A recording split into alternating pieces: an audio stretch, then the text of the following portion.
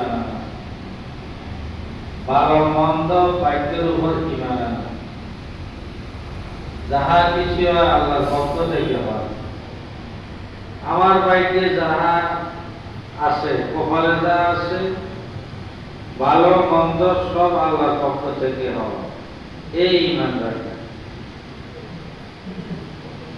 আল্লাহ পাকের উপর কুধারণা না রাখা যে আল্লাহ শুধু আমাকে বিপদ আপদ দেয় আর কাউকে দেয় না। অমুকে নামাজ পড়ে না, রোজা রাখে না, তার শুধু সম্পদ বাড়ে, আমি আল্লাহর বিধান মানি, আমার বাড়ে না, আমার শুধু বিপদ আপদ। এই ধরনের আপত্তি করা নিষেধ।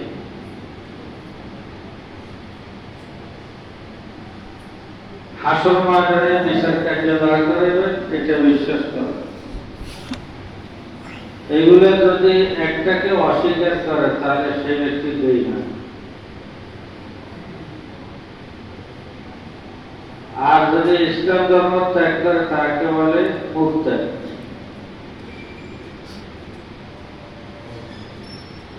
হাউজুল কাউসারের পানি হাসর ময়দানে তিন ব্যক্তি খাইবে না। কাফের তো সেখানে কোনো লাইনে পাইবে না। বাকি মুসলমানের মধ্যে তিন দল পাইবে না। এক দল যে মুরতাদ হয়ে গেছে,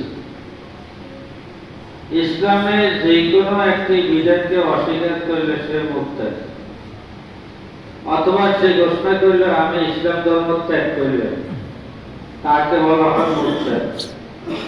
যদি মুরতাদ পুরুষ হয় তাহলে তাকে ইসলামী রাষ্ট্রপ্রধানের পক্ষ থেকে 3 দিন সময় দেওয়া হবে পুনরায় ইসলাম ধর্মে ফিরে আসার জন্য। যদি 3 দিনের ভিতরে সে ফিরে না আসে তাহলে তাকে ইসলামী আইনে হত্যা করা হবে।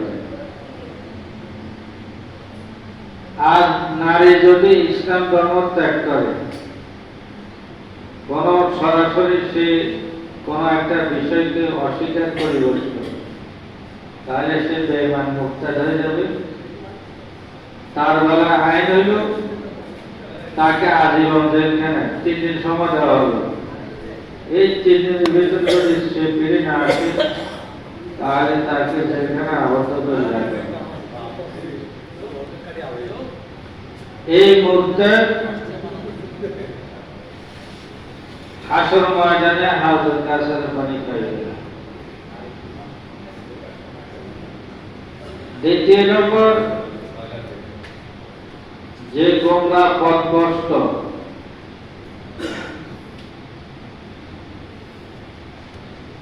সঠিকভাবে শরীয়তের বিধিবিধান পালন করে না, একটা করে আর একটা করে না, দেখতে বলে গোমরা পথভ্রষ্ট।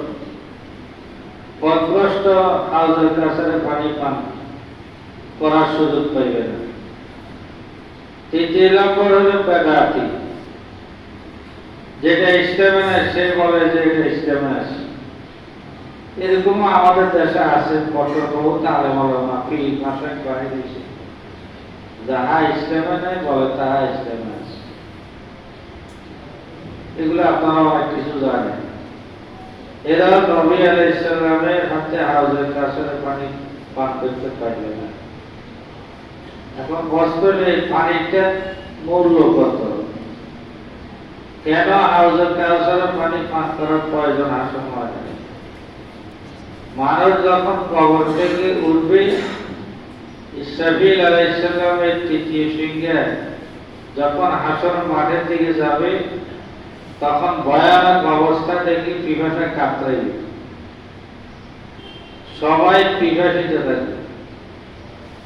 এই পিপাসা নিবারণ হবে নবী আলাইহিস সালাতু ওয়াস সালাম নিজ হাতে হাউজুল কাউসারের পানি পান করাইবে। সেখানে হাজার হাজার লাখ লাখ পানির পেয়ালা থাকবে। যাদেরকে অর্ডার দেওয়া হবে তারা পানি পান করতে পারবে। একবার পান করিলে আসর ময়দান বিচার কার্য লাখ লাখ বছর যাইবে, আর পিপাসা লাগবে না তার। আর যে হাউজুল কাউসার এটা হলো প্রথম ঘাটি,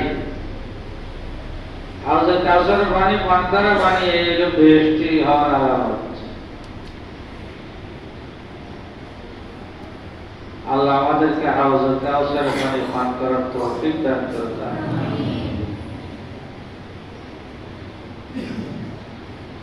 হাসর মাঠের তিন জায়গায় সবচেয়ে বিপদ থাকবে মানুষের, তখন কেউ কারো কথা খেয়াল থাকবে। এক নম্বর হইল যেখানে আমলনামা দেওয়া হবে। যারা নেককার সঠিক ঈমান গ্রহণ করেছে, সঠিকভাবে নেক আমল করেছে এবং নবীর সুন্নাহ মোতাবেক জিন্দেগি যাপন করছে, তারা ডান হাতে আমলনামা পাইবে। আর বদকার যারা, তাদেরকে বলা হবে তোমরা জাহান্নামী, তোমাদের আমলনামা বাম হাতে দেওয়া হবে। তারা প্রথমে অস্বীকার করবে যে আমরা বিন্দু মাত্র অন্যায় করিনি। দুনিয়ায় তো যারা হটকারিতা করছে হাসর ময়দানে এরকম করবে। তখন আল্লাহ পাক তাদের এই হটকারিতা প্রমাণ করার জন্য তিন ধরনের সাক্ষী দাঁড় করাইবেন। এক নম্বর হইল জমিন তার বিরুদ্ধে সাক্ষী দিবে। যে জমিনে বসে সে যত অপরাধ করছে, অপরাধগুলোর সাক্ষী দিবে জমিন। তারপরে সে অস্বীকার করবে। দ্বিতীয় নম্বর সাক্ষী আল্লাহ পাক তার জিহ্বা বন্ধ করে দিয়ে তার হাত পা শরীরের অঙ্গ প্রত্যঙ্গ সাক্ষী দিবে। এই সাক্ষী দেওয়ার পরও সে অস্বীকার করবে। তখন আল্লাহ পাক তৃতীয় নম্বরে তার আমলনামা, তার বাম হাত এই বুক ছিঁড়ে বুকের ভিতর দিয়ে পিছনের দিকে বাম হাত নিয়ে নেবে, গা মটকিয়ে পিছনের দিকে দিয়ে বাম হাতে তার আমল দিয়ে বলবে, দেখো তোমার আমল তুমি বড় এখন, আর কত গাদ্দারি করবে। তো তৃতীয় নম্বরে আল্লাহ পাক এই ব্যবস্থা করবে, তার আমল তার বাম হাতে দিবে পিছনের দিক দিয়ে এবং ঘাড় মটকাইয়া মাথা পিছনের দিকে দিবে, দেখো এবার বড়। তখন বলা হবে ইকরা কিতাবাকা কাফা বিনাফসিকাল ইয়াওমা আলাইকা হাসিবা। তোর আমলনামা জমিন দরকার নাই, অঙ্গ প্রত্যঙ্গ সাক্ষী দেওয়ার প্রয়োজন নেই, তোমার ঘাড় মটকিয়ে দেওয়া হয়েছে পিছন দিয়ে, তোরটা তুই পাও। ইকরা কিতাবাকা, তোমার আমলনামা তুমি বড়, কাফা বিনাফসিকাল ইয়াওমা আলাইকা হাসিবা। এই হলো আমলনামা দেওয়ার প্রথম ধাপ। দ্বিতীয় নম্বরে মাপা হবে, আল্লাহ দাঁড় করাইবেন আমলনামা। হাদিস শরীফে আছে প্রত্যেকটি ব্যক্তির আমলনামার খাতা হবে 100টি। কোন ব্যক্তির আমলনামা যদি 99 খাতায় পড়ে, এক খাতায় যদি শুধু লা ইলাহা ইল্লাল্লাহ মুহাম্মাদুর রাসূলুল্লাহ লেখা থাকে, এই লা ইলাহা ইল্লাল্লাহ মুহাম্মাদুর রাসূলুল্লাহ আল্লাহর উপর খাঁটি ঈমান আনার কারণে আল্লাহ পাক তাকে একদিন না একদিন নাজাত দিয়ে দিবেন। সুবহানাল্লাহ। তবে এর আগে বদ আমলের কারণে কত হাজার কত লাখ বছর জাহান্নামে জ্বলতে হবে, এটার কোনো গ্যারান্টি নেই। আমরা দুনিয়ার সাধারণ মশা মাছির কামড় সইতে পারি না,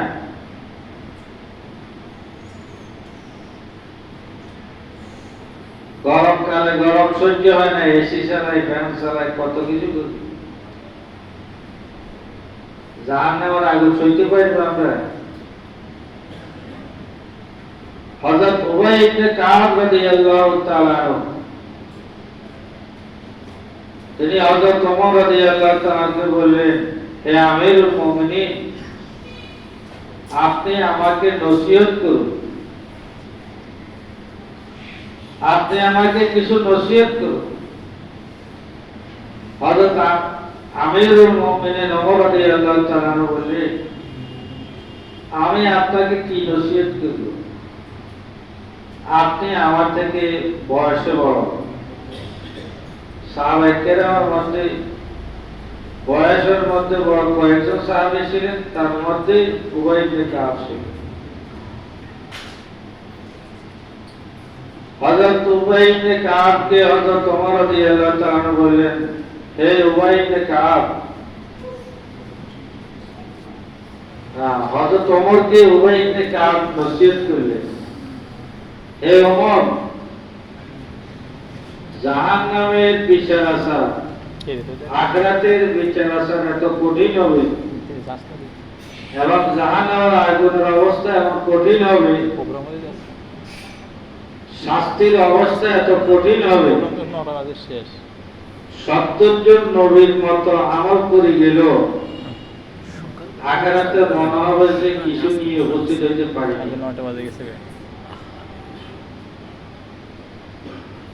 আমরা তো মনে করি 2 ওয়াক্ত নামাজ পড়লে আমরা আল্লাহর ওলি হয়ে গেছি, আর ফাঁকে ফাঁকে 2 রাকাত নফল নামাজ পড়লে আমার মতো বুজুর্গ মেগা রাকাত সাক্ষী জানি না বড় বুজুর্গ হয়ে গেছে। যারা বুজুর্গ তারা বলতেছে, আমি সবার পিছনে, সবার নিচে, সবার নিচে, আমার কপালে ফিসার বাড়ি। আমরা বলি কি, আমার মতো ভালো মানুষ জগতে আসেনি, যদিও নামাজ না পড়ে, রোজা না রাখি। আমি তো মিশা কথা বলি না। আল্লাহ কেন আমাদের এত রোগ দিতে, এত শাস্তি দেয়, অভাবনাটা লাগছে।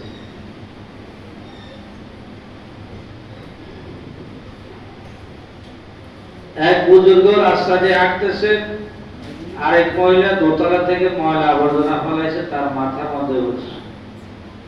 আরেক লোক আসে বলল, আপনার আল্লাহর ওলি, আপনার মাথায় যে আবর্জনা পড়লো, আমরা তো কোনো প্রতিবাদ করলেন না, আপনি আমাদের এই সমাজের বড় আলেম, আপনাদের কিছু বললেন না। উনি জবাবে কি বলছে,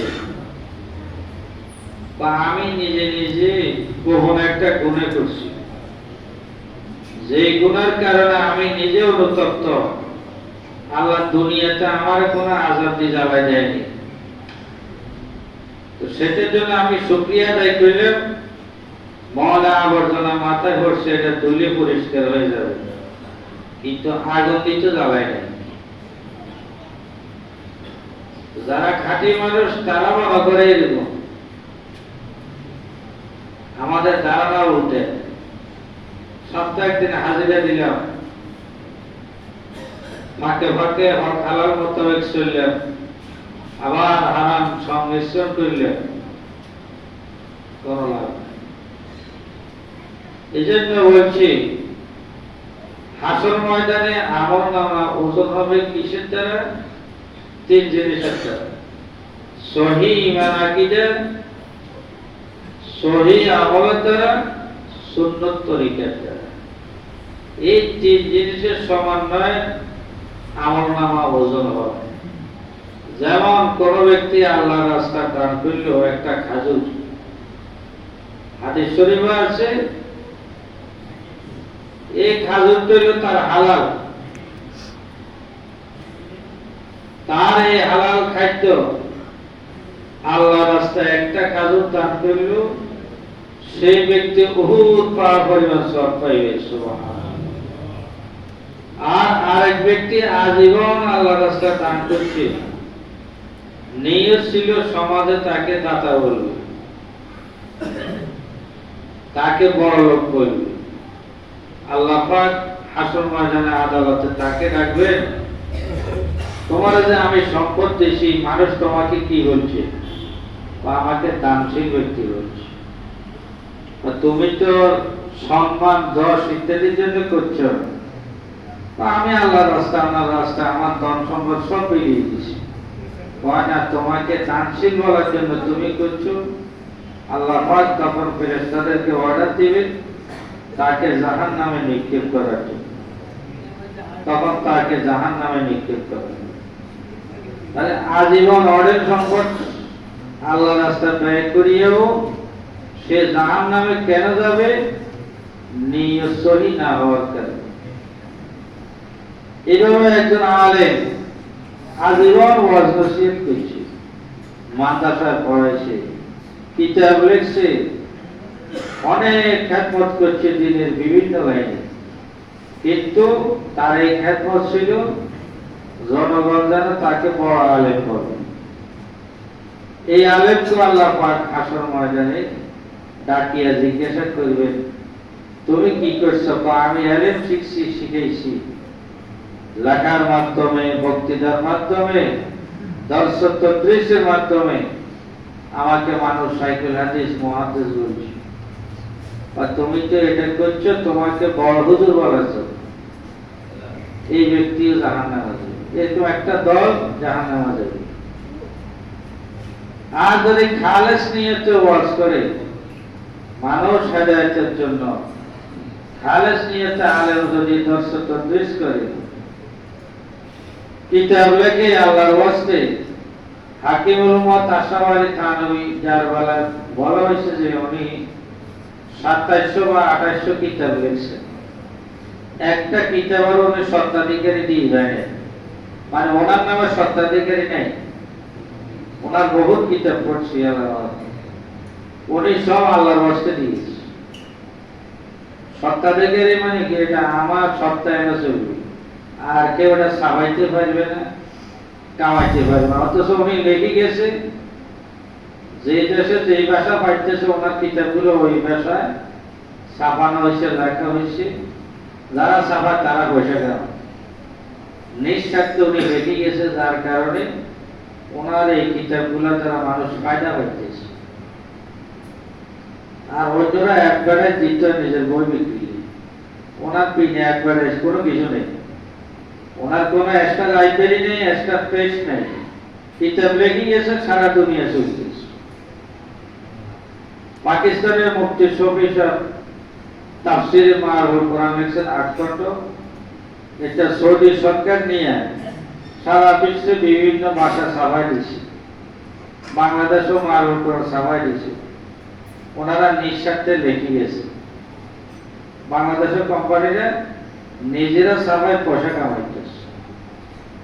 আল্লামা মুস্তাফা হোসেন বলছে, আমাদের দেশে বলা আন্তর্জাতিক মুফাসসিরে কোরআন, আমরা তাফসীর জানতাম না যদি মুফতি শফি সাহেব উর্দু ভাষার তাফসীর না লিখতেন।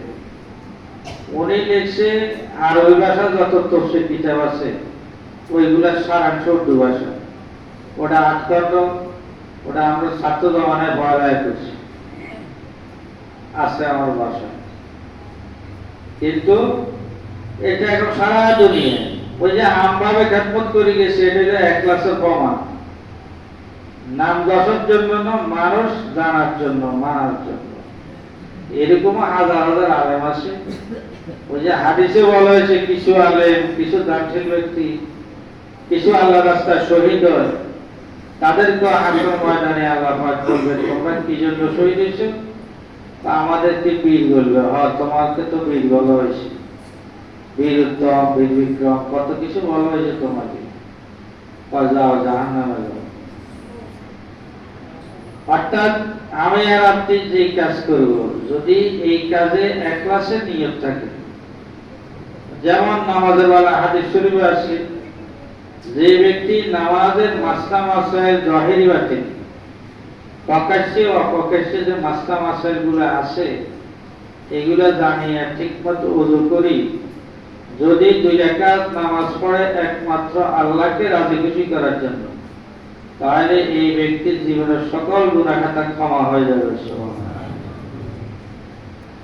আর আরেক ব্যক্তি নামাজি, আজীবন নামাজ পড়ছে, নফল ফরজ ওয়াজিব সুন্নাত সবগুলো সঠিকভাবে সবগুলো আদায় করছে, কিন্তু তার নিজের ছিল মানুষ যেন আমাকে নামাজি বলে, সবার আগে মসজিদে উপস্থিত, সবার সাথে বাহির, চা কেউ আসেন সবার পরে বাহির। যদি তার নিয়ত খারাপ থাকে যে মানুষ আমাকে নামাজি বলবে, এই নিয়তে যদি নামাজ পড়ে, আজীবন নামাজ পড়লো, এই নামাজের চাহিদা পয়সা মূল্য নেই। আর যদি মাত্র 2 রাকাত নামাজ পড়ে একমাত্র আল্লাহকে রাজি খুশি করার জন্য, দুনিয়ার কাউকে দেখানোর জন্য নয়, তাকে নামাজি বলার জন্য নয়, তাহলে তার এই 2 রাকাত আজীবনের জন্য যথেষ্ট। এটাকে বলে আমল নামা পারি হওয়া। আর আমল নামা হালকা হয় কেন? আমি নামাজও পড়ি, রোজা রাখি, হজ করি, যাকাতও দিই। হাদিস শরীফে আছে যে ব্যক্তি রোজা অবস্থায় কারো গীবত শাকাত করে তার রোজা ভঙ্গ হয়ে যাবে। এটা নিয়ে ইমামদের মতভেদ আছে। কেউ বলছে তার ঈমান আমল সব হালকা হয়েছে। কোন ব্যক্তি ঈমান রাখা অবস্থায় যদি চুরি করে, জিনা করে, তার সাথে ঈমান থাকে না, ঈমানটা তার থেকে আলাদা হয়ে যায়। হাদিসে বলা হয়েছে ঈমান তার থেকে আলাদা হয়ে আশেপাশে ঘুরতে থাকে।